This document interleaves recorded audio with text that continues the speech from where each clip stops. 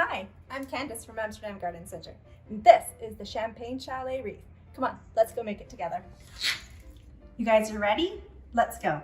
Step 1, gather all your supplies. Everything comes in your kit, but you'll want to add pruners, scissors, and wire cutters if possible. Step 2 is orient your wreath. When we're working with natural products, nothing is going to be identical, so it's important to look at your product, see maybe if you've got a bare spot or something, or where the pine cones are going to be placed, and how you want to position that on your door frame. Step 3 is going to be making a series of small bundles that we're going to attach to the larger wreath. So in the first set of bundles, we're going to add Carolina Sapphire, Cedar, and the Seeded Eucalyptus. So grab these 3 items. So for these bundles, you're going to need to use your pruners to cut to length. So the cedar will come with a series of sections coming off it, as will the Carolina Sapphire.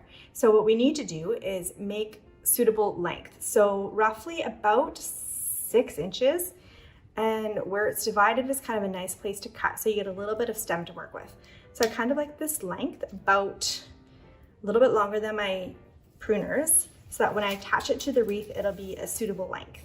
So I'm gonna make roughly the same size length with my cedar as well. And then I'm just gonna bundle and layer. So I'm gonna take a small piece of seeded euc. I'm gonna cut that one actually right in half.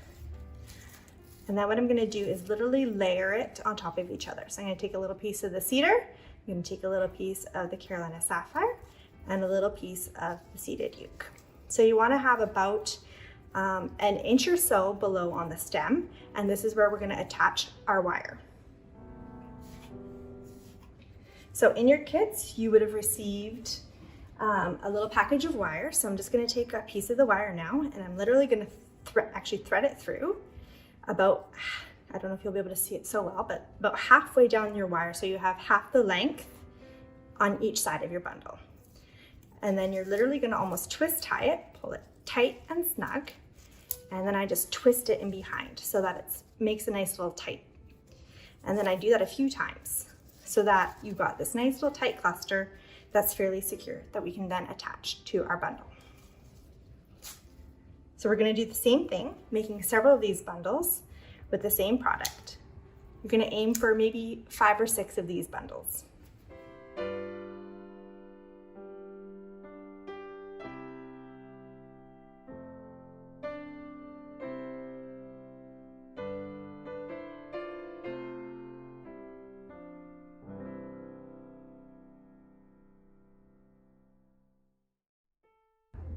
So I've done my first set of bundles here. I've got about 6 of them, and I'm just gonna set them aside, and then we're gonna work on our second style of bundles. So we're gonna continue on now with step 3, making our second style of bundles. So in this set of bundles, we're gonna make them very similar to the first set, except for we're gonna add a couple different products. So we're still gonna layer in our cedar. This time we're gonna add the silver dollar eucalyptus. So about the same length as that. We're gonna add still the Carolina Sapphire. And then we're also gonna add in these really pretty Skimmia buds. So again, aiming for that same kind of length, make your nice tight little bundle, grab your piece of wire, and still again, the Skimmia is nice because it has this Y on the stem, so you can take your wire again, thread it through there, bring it around the back, so half of the length on each side. The reason that's important is because we need wire to then attach it to our wreath, so it's really important that you kind of center it. And then I'm gonna twist it to the back and twist it. Sometimes I even go around a second time, but you don't have to do that. And then just give it a twist or a spin just to make it nice and snug.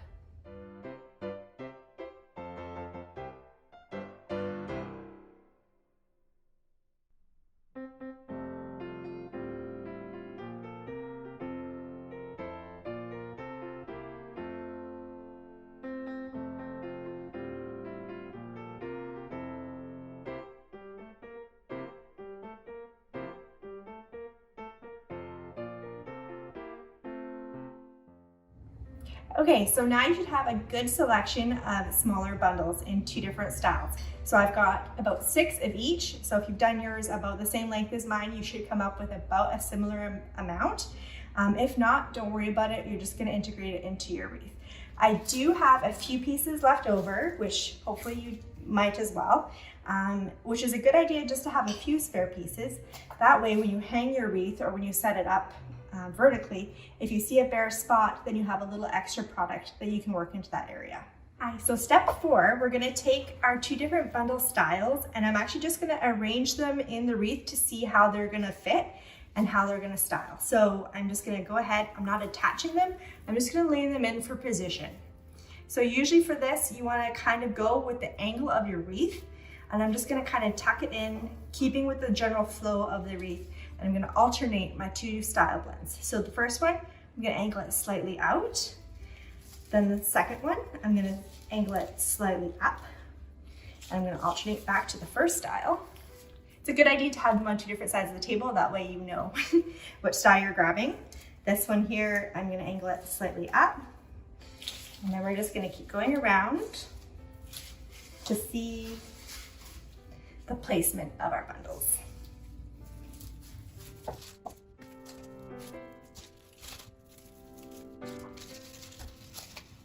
So I've actually gone all the way around my wreath now, and I have a few extra bundles. So that just means I can make them a little bit tighter on my placement. So maybe only about every 2 inches, maybe I add a new bundle.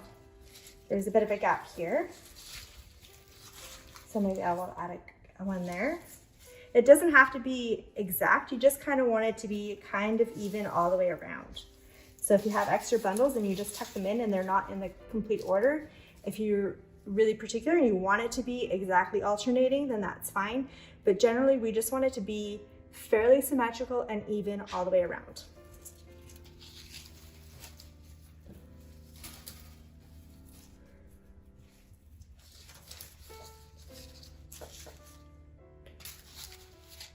Good. So I'm pretty happy with how that is overall looking. I've got 1 extra bundle, which I'm okay with because by the time I've actually wired all this in, it might change the look of it a little bit. So we're on step 5 now, and we're going to start attaching our bundles. So to do that, we're going to, you can leave them in place if you want, and then just go one at a time and attach how they are. Okay, so now to attach them, if you actually lift a little bit of the noble fir, how it's attached, you get a little bit of a gap. So I'm actually gonna raise that up a little bit, tuck those stems in. That's another reason why we needed to keep that extra inch below our wire. And so now I've got the 2 sides of the wire, and I'm gonna fold it under and grab the wire from underneath, bring it together, find it on the other side, pull as tightly as you can, snugly as you can, and give it a little twist. And then give it a couple twists so that it's secure in there. Usually you can come through and snip off the wires. I usually just fold them up and kind of tuck them into the wreath so that there's nothing pokey sticking out. So we've got that first one attached, and I'm just gonna go right around the whole entire wreath now and attach all of the bundles. So again, I'm gonna go in here, find a nice little gap that I can sleeve that in. And this one I'm angling slightly outward. I'm gonna find that wire, wrap it around, bring the other side of wire, wrap it around,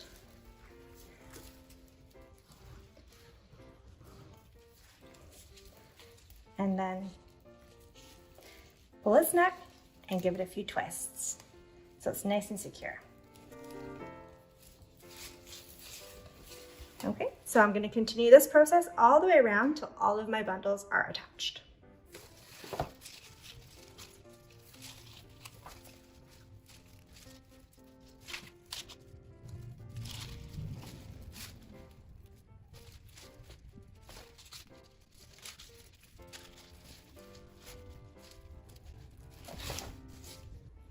Okay, so now that we've attached all of our bundles onto our wreath, we're going to move on to step 6, which is making our bow. So we're working with this pre-cut 4 feet of this beautiful champagne satin bow, and we're going to leave about 1 foot as the tail end. So put that to the one side, hold the rest and just with your 2 fingers and pinch it with your thumb. And you're gonna fold this over and bring it back down. So almost like the breast cancer symbol, but you're gonna give it a little twist. So it's a little twist, and then that's gonna be one tail. This is gonna be your center loop. This is a nice easy bow. We're gonna add 1 loop, put your thumb over it, twist, put your thumb over it. If you don't do the twist, your bow will come apart. So I'm just gonna reverse it now. A similar size loop on the other side, bring it over, twist, and put my thumb. So now don't let go. You can straighten it out a little bit and grab this together. Take your fingers out, and then you're gonna grab your wire and just thread it through that middle bow. And then bring it across and keep it nice and tight. Pinch it and twist that wire. That way it's nice and snug and you've got this cute little bow. So step 7, we're gonna add these really sweet little rustic jingle bells to our beautiful satin champagne color bow. So I'm just gonna turn it so the bells are facing up and about, I wanna be able to see them, so something kind of like there. And then I've got this extra stem, I can just bend that over, and I'm just gonna twist it and then give it a little twist, just so it's secure. So step 8 is to attach your bow and jingle bells. So to do this, I'd recommend taking a look at your wreath and seeing how it's gonna flow and be placed on your door. So the orient of this one is coming around this way. So I'm going to maybe position my bow around here at about 7 o'clock. And then my wreath hanger will sit around here. Just gonna lift a piece of the noble fir up, tuck that in there. And just how we attach the bundles, you're gonna bring one side of the wire to the one side and one to the back. Join them up, make it fairly snug, and then twist them in behind, just how we did the other bundles. So it's really nice to have that little jingling sound when you open and close your door, and to have that little accent point on your wreath. There you go. Beautiful. Champagne Chalet. Thanks for watching.